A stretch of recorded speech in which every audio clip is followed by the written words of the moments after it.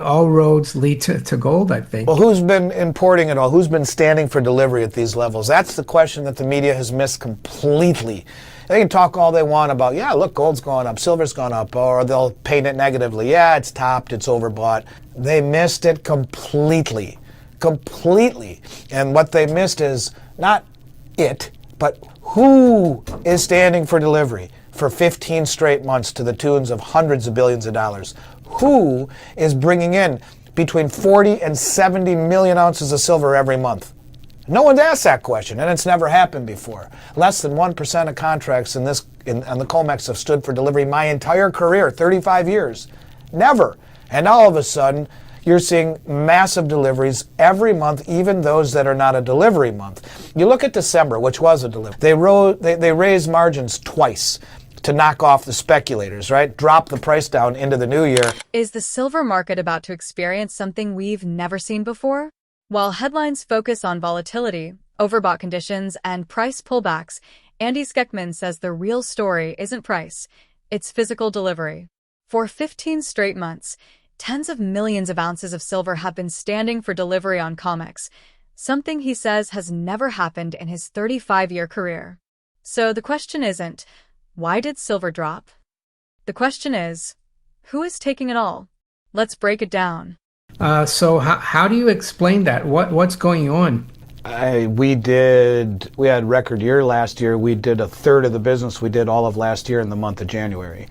The industry is on fire right now, Mario, and there are a lot of people, thanks to guys like you, who are aware and keenly aware of the forces that brought the paper price down, which are detached from reality in many respects. Yes, it certainly was something that affected the psyche of a lot of investors, especially new investors, but I think that the people who understand what is happening understand that this was a paper contrived smash, one that was at the heels of margin hikes that really went after the leverage players, which knocked the price down considerably. But you know, I think when you take a look, for example, at the March COMEX numbers, there's still almost 81,000 contracts of open interest open right now, which, you know, that I guess that sounds maybe that sounds abstract until you understand that there's 5,000 ounces of silver per contract. That's 402 million ounces of paper exposure tied to the March contract, where the first day of delivery is 2.5 weeks away. The big money, who doesn't play with margin, who's been standing for delivery every single month for the past 15 months, they're the benefactors. They're the ones who benefit from this smash down in the price of gold and silver, and the big money understands that. By the way, there's 402 million ounces of paper exposure tied to the contract, with only 103.5 million ounces in the registered category. What could possibly go wrong? Parallel to the same kind of conversation that you've had many times with the amazing David Jensen, who talks about a similar situation in London, 2 billion ounces of open contracts with 140 million ounces standing behind it, or something like that. Same thing we're seeing here on COMEX. This was a desperate act to get, I believe, some of these large players who are off sides in a big way, who were bleeding as the price kept going higher, maybe to get them to cover one last chance. It certainly wasn't normal market fundamentals, and you know, when you see a price get hit that way and then in 2 days come back 35%, the volatility is extraordinary. But I will tell you that nothing changed. In fact, maybe only the fundamentals got stronger, and that's manifested into record demand. The interesting thing about the record demand, Mario, is that still is void of the majority of the mainstream public. It's just that the people who get it are doubling down and adding more and becoming more concerned about what's happening with the economy and the system, and it's just manifested itself as record volume throughout this entire industry. So it's not just the dealers like ourselves, it's the IRA custodians, it's the depositories, it's the shipping, it's everything is all but gummed up. And when you add record margin hikes into it, which keeps the refiners from taking any new business, in fact, completely stop taking any business, because understand that if they have $25 million worth of silver and gold that they are refining, and it takes time to refine it, break it down, refine it, and turn it into bars or whatnot, the amount of time that that's taking, in particular with silver, this whole way up, they've been getting margin called not only with the price of silver rising, but with the margin increases. So if they have 25 million in inventory that they are in working progress to make it, from an unrefined doré or junk silver or flatware or whatever that's being melted down, turned into shot, then turned into bars, that takes time. Well, the price of silver, they sell the exact same amount that they have that they paid for from the public on COMEX, so they're market neutral, right?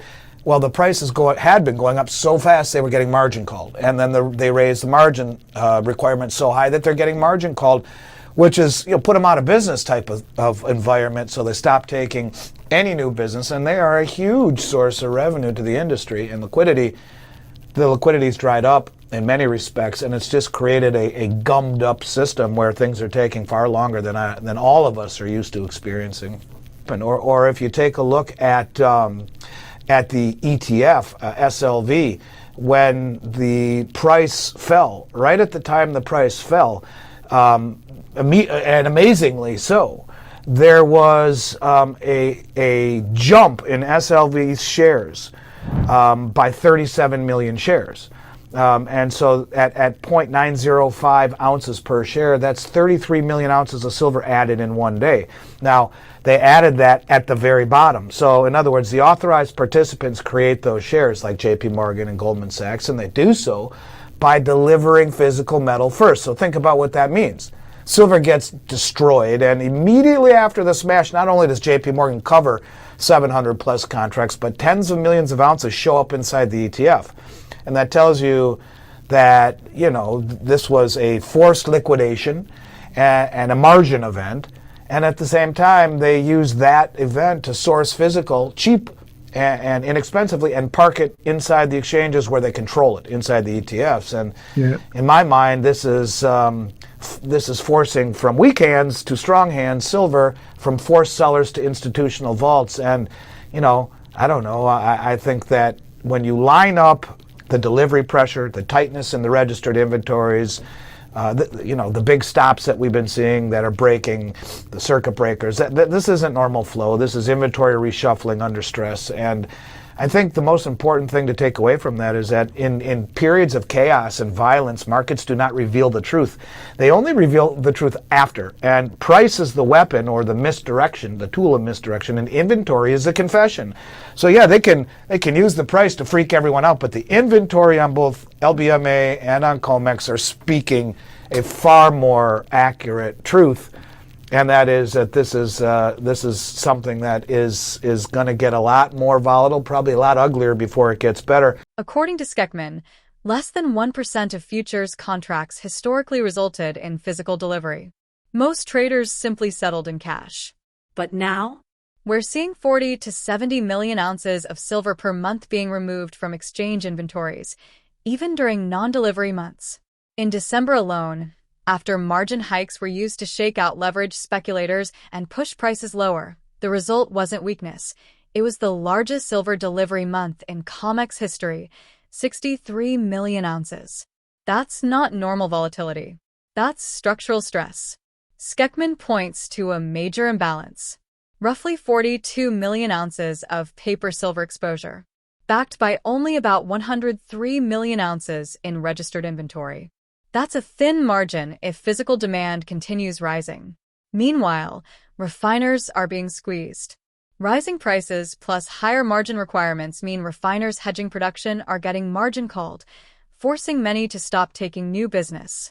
Liquidity is drying up. Then came another revealing moment.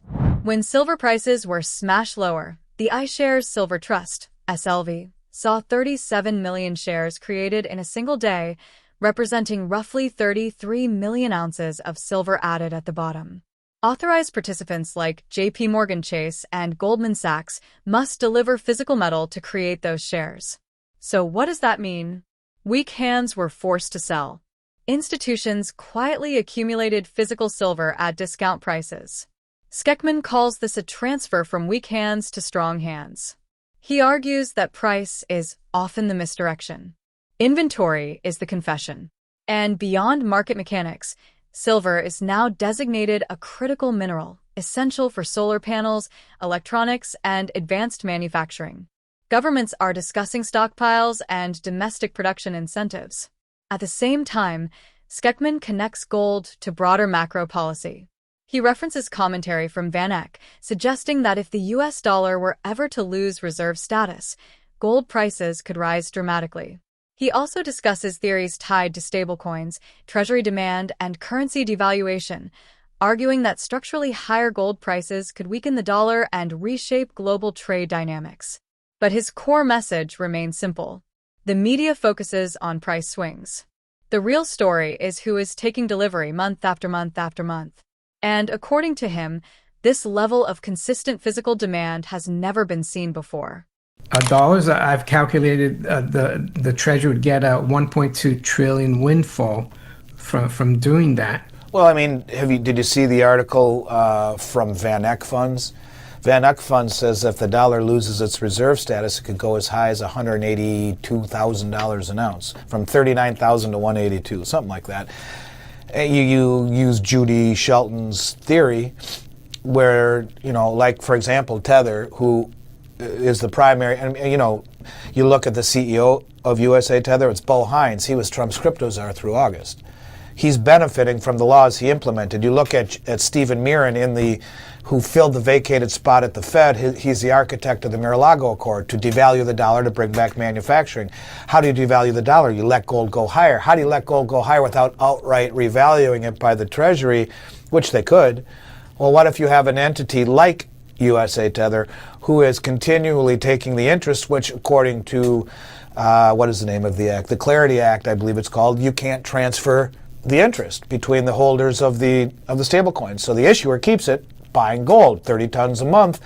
The act of gold going higher and higher and higher and higher devalues the dollar more and more and more and more, which enables selling manufacturing. They continue to do so. It grows organically yet synthetically. In other words, the demand for the short-term treasury is synthetic through the movement of money in the Stablecoin Act, the Genius Act. The interest isn't transferable. Throw it into gold. Gold goes higher. The dollar goes lower. You can sell your manufacturing around the globe. Yeah, all roads lead to gold, I think. Well, who's been importing it all? Who's been standing for delivery at these levels? That's the question that the media has missed completely. They can talk all they want about, yeah, look, gold's gone up, silver's gone up, or they'll paint it negatively. Yeah, it's topped, it's overbought. They missed it completely. Completely. And what they missed is not it, but who. Who is standing for delivery for 15 straight months to the tunes of hundreds of billions of dollars? Who is bringing in between 40 and 70 million ounces of silver every month? No one's asked that question, and it's never happened before. Less than 1% of contracts on the COMEX have stood for delivery my entire career, 35 years. Never. And all of a sudden, you're seeing massive deliveries every month, even those that are not a delivery month. You look at December, which was a delivery month. They raised margins twice to knock off the speculators, right? Drop the price down into the new year. And what do you see happen? It's the largest delivery in the history of the COMEX market for the month of December for silver, 63 million ounces. But who's doing it every single month? Every month.